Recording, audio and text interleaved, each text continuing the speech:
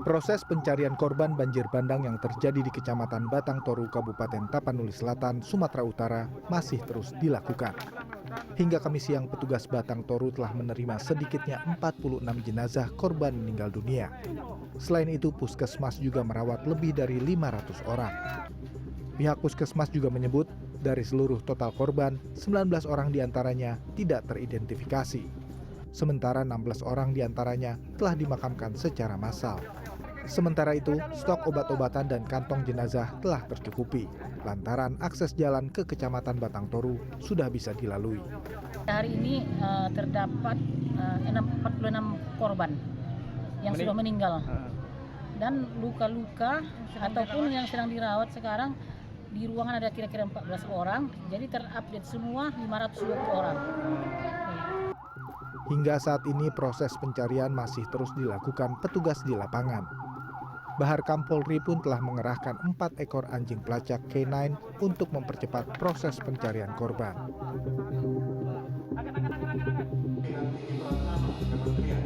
Sementara itu, pada acara di Jakarta Kamis pagi, Menteri Pemberdayaan Perempuan dan Perlindungan Anak Arifah Fauzi menyatakan, anak-anak korban bencana banjir bandang dan tanah longsor di wilayah Sumatera tidak menunjukkan tanda-tanda trauma berat.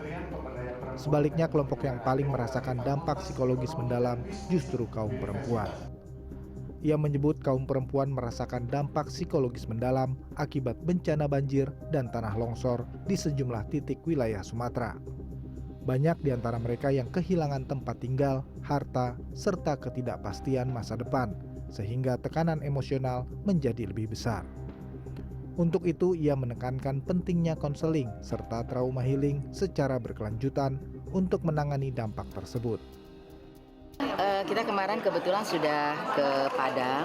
Saya melihat justru yang trauma yang perlu pendekatan berkelanjutan adalah kaum perempuan, karena dia melihat rumahnya hanyut, kemudian bagaimana masa depannya dan sebagainya, sehingga ini perlu ada counseling atau trauma healing secara berkelanjutan. Sementara itu, anak-anak terlihat tetap aktif bermain dan berinteraksi satu sama lain, sehingga secara kasat mata tampak tak mengalami gangguan psikologis.